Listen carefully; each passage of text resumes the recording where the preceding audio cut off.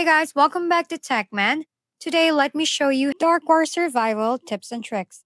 It's completely normal to feel overwhelmed, but a few smart habits early on can make a huge difference.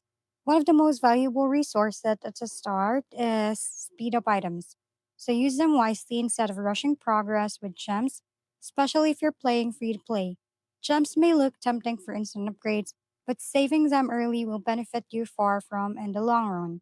When upgrading your watchtower, try to keep all our other buildings close and level as well, since neglecting key structures can slow your overall progress.